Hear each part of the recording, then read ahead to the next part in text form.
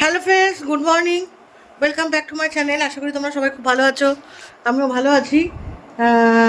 আজকে সকাল থেকে প্রচুর কাজের চাপ, তবুও ব্লগটা করতে দেরি হয়ে গেল। কারণ হচ্ছে কাজের মাসি আসেনি, সকাল থেকে বসে আছি মাই আসছে এই আসছে এই আসছে করে, কিন্তু এলো না। এখন আমি সমস্ত কাটাকুটিগুলো করে নিয়েছি, এইবার একবারে গিয়ে রান্নাটা বসাবো। রান্নাটা বসিয়ে বাসন কুসনগুলো ধোবো, কিন্তু হাঁড়িটা ধুতে পারবো না, হাঁড়িটা থাক পড়ে থাক।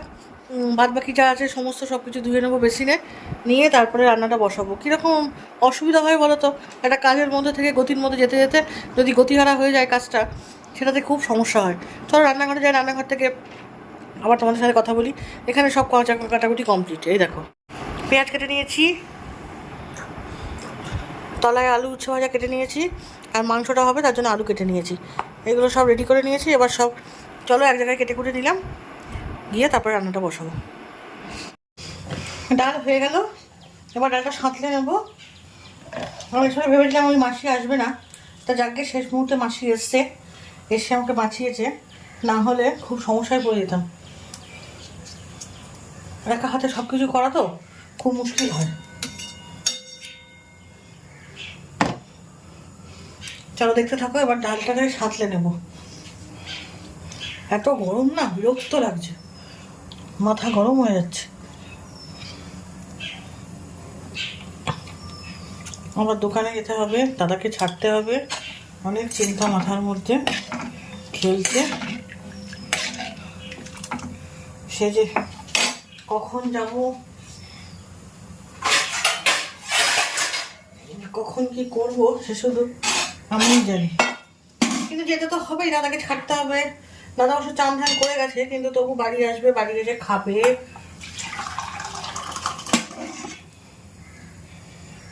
তারপরে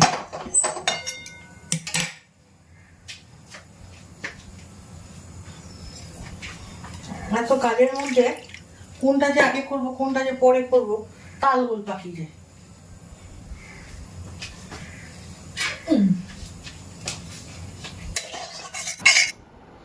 কড়াই বসিয়ে দিয়েছি, ডালটাকে সাম্বার দেবো বলে। সকালবেলা করেছিলাম, আমার একটুখানি ডাল ছিল, ভাবলাম একটুকু ডালি সাম্বার দিয়ে দিই। ডাল খুব একটা কেউ খেতে চায় না, যেটুকুনি আছে আর একটুখানি। এক ক্লাস মাসি এসছে, শান্তি মাসি কাজে এসছে, ভালো হয়েছে, মজা হলো, ভালো হলো।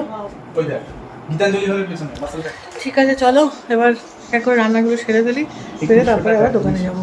দেখি 2টা আগের মধ্যে যেতে পারি নাকি, তারপরে আবার আড্ডা মারছি না, এসে কথা বলবো তোমার সঙ্গে। রান্না করছি, রান্না করতে তো তোমার সঙ্গে কথা বলবো, তারপরে দেখছি কী করা যায়। ডালটা সাঁতানো হয়ে গেলে ওর উচ্ছেটা ভাজবো, ভাজে মাংসটা বসিয়ে দেবো। আজ তো মনসা পুজো, এখানে রানাঘাটে, এখানে এই সামনে আমার বাড়ির সামনে একটা বেশ বড় করে মনসা পুজো হয়। যাই, প্রত্যেক বছরই যাই পুজো, ঠাকুরকে প্রণাম করতে। আমার শাশুড়ি বেঁচে থাকতে আগে এখানে একটা বাড়িতে হয়, ওখানে পুজো দিয়ে আসতো, কিন্তু এখন আর কেউ যাওয়ার নেই। ওইখানে যাবো একটু বিকেলবেলা, দেখি পারলে গিয়ে একটুখানি পুজো দিয়ে আসবো, মনসা পুজো। সরি, দেখি কতদূর কী করতে পারি, কতদূর কী সময় থাকে না থাকে। আবার মেয়ের পড়া আছে মনে হয় বিকেলে, হ্যাঁ পড়া আছে।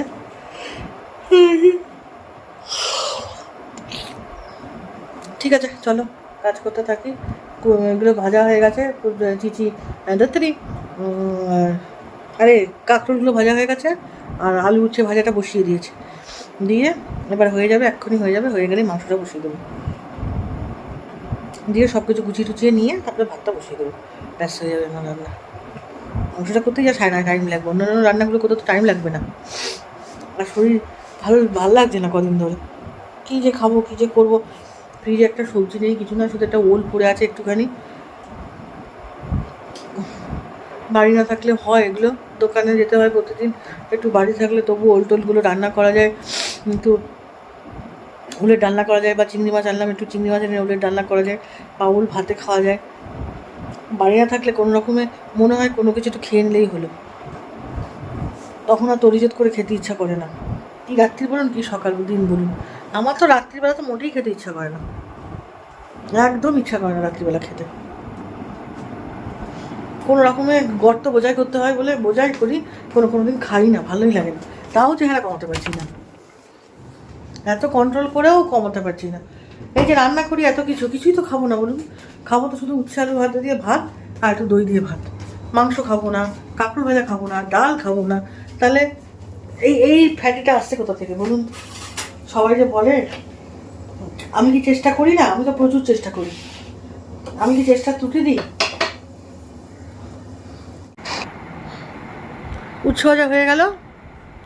উচ্ছে ভাজা হয়ে যাওয়ার পরে তারপরে আমি ওটাকে মাংসটা বসিয়ে দেবো। এরপরে আসলে মনটা না খুব বিশৃঙ্খল বা যাই বলুন, একটুখানি মানে চঞ্চল হয়ে আছে, সেরকম বলতে পারেন।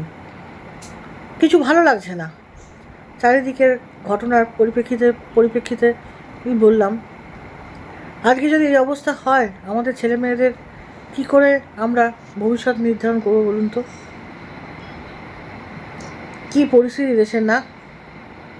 ছেলেমেয়েরা যে পড়াশুনো করে মানুষ হয়ে মানুষের মতো মানুষ হবে, সেই সুযোগ বা সেই দিন কি আর নেই? আমরা কি আদৌ স্বাধীন? আজকে 2024 সালে এসে দাঁড়িয়ে, দোরগোড়ায় এখানে এসে দাঁড়িয়ে বলতে হচ্ছে যে আমরা কি স্বাধীন আদৌ? আমার তো মনে হয় না মেয়েদের কোনো নিরাপত্তা আছে এখনো পর্যন্ত। কলেজে গিয়ে পড়াশুনো করে যদি এই অবস্থা হয়, তাহলে নিরাপত্তাটা কোথায়? খুব টেনশান, খুব চিন্তার মধ্যেই আছি। কত কিছুই তো হয়, কত কিছুই হবে, কিন্তু সেই মেয়েটা তো আর ফিরে আসবে না বলুন তার বাবা মার কোলে। ওই জন্যে এত টেনশান হয়, এত কিছু হয়। কিন্তু তারপরেও দেখুন, আমাদের উপায় নেই। আমরা ছেলে মেয়েদের কিন্তু পড়তে পাঠাতেই হবে আমাদের। আমরা কি বুকের মধ্যে করে রাখলে নিয়ে বসে থাকতে পারবো না? এত পড়াশুনো শিখিয়ে তাদের তো চাকরি করতে যেতে দিতেই হবে। তাহলে আর পড়াশুনো শেখানোর মানে কী হলো? মোটামুটি কোনো রকম একটুখানি গ্র্যাজুয়েশন কমপ্লিট করিয়ে দিয়ে তাদেরকে ছেলের বিয়ে দিয়ে দিলেই হয়ে গেল। যা করবে ছেলেরা করবে, মেয়েরা সংসার করুক। কিন্তু সেরকম পরিস্থিতি বা সেরকম মনোভাব এখনকার মেয়েদের কি আর আছে? না, তারা তো নিজেদের পায়ে দাঁড়াবে বলুন। যাক, কী আর বলবো বলুন, এইসব টেনশান, এইসব চারিদিকে এই সমস্ত কথাবার্তা মনটাকে কুড়ে কুড়ে কুড়ে কুড়ে খাচ্ছে। এবার আমি স্নানে যাব, মাংস বসিয়ে দিয়েছি, স্নানে যাব। কি গরম বাবা! স্নান থেকে এসে তারপরে রেডি হয়ে তারপরে দোকানে যাবো। চলো, মাংসটা বসিয়ে দিয়েছি, মাংসটা এখন কষবে। কষতে জল বেরিয়ে, যে জলটা যখন মরে যাবে তারপরে আমি আবার আসবো। চলো আমার রান্নাঘরের দিকে যাই, অনেকগুলো কাজ আছে। সঞ্জু বললো মাংস দিয়ে লুচি খাবে না, তাহলে একটুখানি আলু চচ্চড়ি করে দিই ওর জন্য। সব কেটে কুটে রাখি, আর জলগুলো ভরতে হবে, জল বোতলগুলো সব খালি পড়ে রয়েছে। আর বোতল কোথাও কিছু আছে নাকি কে জানে, চারিদিকে সব খালি রাখি, এখানে নিচে সব বোতলগুলো।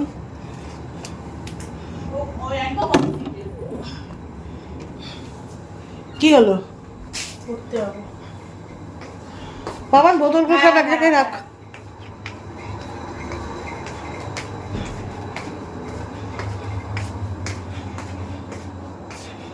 চলো, রান্নাঘরে চলে এসেছি। এবার এগুলো সব করে সব বাসনগুলো ওর মধ্যে ঢুকিয়ে দেবো। Good evening. চলে এলাম রাত্রিবেলা আবার রান্নাঘরে। কি বলুন তো, মেয়েদের 24 ঘন্টার মধ্যে আমার মনে হয় ম্যাক্সিমাম সময়টাই কেটে যায় রান্নাঘরে। তবে আমার চিন্তাধারা অনুযায়ী আমি রান্নাঘরটা পারলে বড়ই করব, ছোট করব না, কারণ দিনের অর্ধেকটা সময় তো এখানেই কেটে যায় না। তা চলুন ভাত টাতগুলো বেড়ে নিয়ে কাজ যেটুকুনি আছে সেটুকুনি কমপ্লিট করে ফেলি। বসে থেকে লাভ নেই, কালকে কি হবে না হবে সে কেউই জানে না। ওই জন্যে কাজগুলো কমপ্লিট করে নিই। ওই ভাত টাতগুলো বেড়ে রাখলাম, রেখে হাঁড়িটা বের করে দিলাম। আর মাসিকে তো আজকে ইয়েটা বের করা হয়নি, ওই জন্য উনি আর বের করেননি। কি মজা! যাই হোক, সব কিছু করে নিয়ে চলো আলু দুটো কেটে নিয়ে ওই ঘরে চলে যাবো।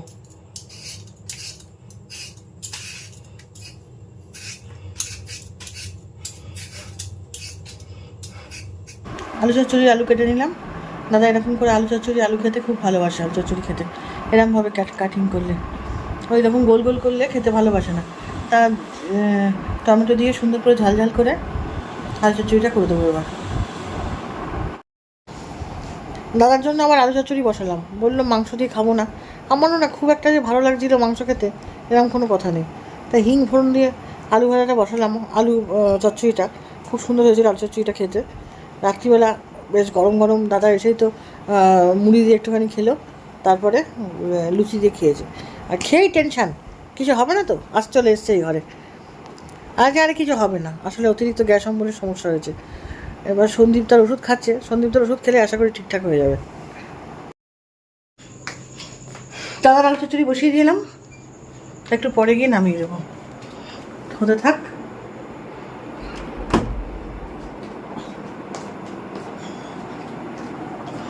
চলো এবার একটু বসে নিয়ে টুকটুক টুকটুক করে, আজকে বাড়িতে ছিলাম তো অনেকগুলো কাজ হলো।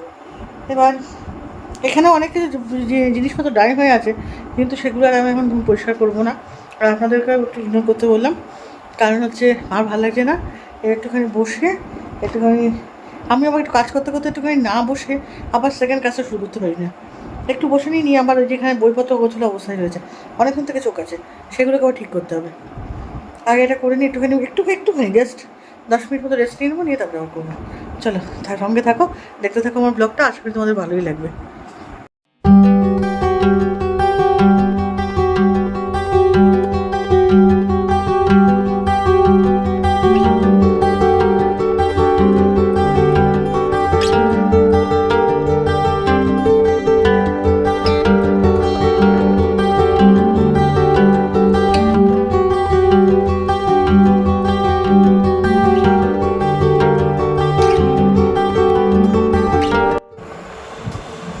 ব্যাপার কি করছেন আপনি বসে বসে?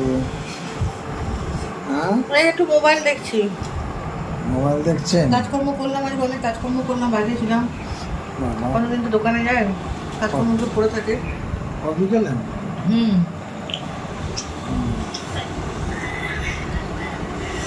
তাহলে আজকে আপনি কাজকর্ম করলেন, কদিন এখন মোবাইল দেখছেন? আচ্ছা, আর কোনো কাজ নেই আপাতত, মেয়ে বাড়ি আসবে পড়ে, তারপরে খাবো দাবো, তারপরে শোবো। রাতে কি খাবো? লুচি, আলুর তরকারি, মুরগির মাংস সব আছে, তোমার যেটা পছন্দ তুমি সেটাই খাবো। ছোলার ডাল, লুচির সঙ্গে ছোলার ডাল করতে পারতে? লুচির সঙ্গে ছোলার ডাল আমার মেয়েটা পছন্দ করে না, তুমি একা খেলে তো হবে না। তুমি জানো ডাক্তার আমাকে ছোলার ডাল খেতে বলে? ডাক্তারে বলেছে জানি আমি, বেশি করে খাবা, কালকে তো বলবো তোমাকে। মেয়েকেও দেখতে হবে, তোমাকেও দেখতে হবে। ঠিক আছে, তাহলে এবার রাত্রিবেলায় লুচি খাবো। আমি 2 পিস খাবো, বেশি খাবো না। যাই খাও, 2 পিসই খাও, 1 পিসই খাও, এখন যা খাইয়েছি তাই খেয়ে ঘুমিয়ে পড়ো যাও।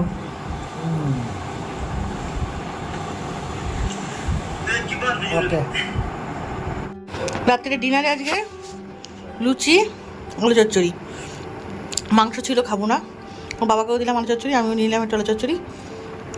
ঠিক আছে, সবাইকে গুড নাইট, টাটা। সবাইকে কালকে আবার নতুন ব্লগ নিয়ে তোমাদের সামনে হাজির হবো। অবশ্যই যাওয়ার আগে আমাকে একটা সাবস্ক্রাইব করে দিয়ে যাও, আর লাইক শেয়ার কমেন্ট তো অবশ্যই করবে। তোমাদের কমেন্টগুলো পড়তে আমার খুব ভালো লাগে। হ্যাঁ, দেরি করে পড়ি, দেরি করে উত্তর দিই, সব ঠিক আছে, কিন্তু দিই, কারণ হচ্ছে আমি একদমই সত্যি কথা বলতে কমেন্ট পড়তে অভ্যস্ত নই, একটুখানি আমার সরগরে হতে টাইম লাগবে, প্লিজ তোমরা মানিয়ে নিও। আমি কিন্তু প্রত্যেকের কমেন্টের উত্তর দিই, কিন্তু দেরি করে হলেও। Tata, good night.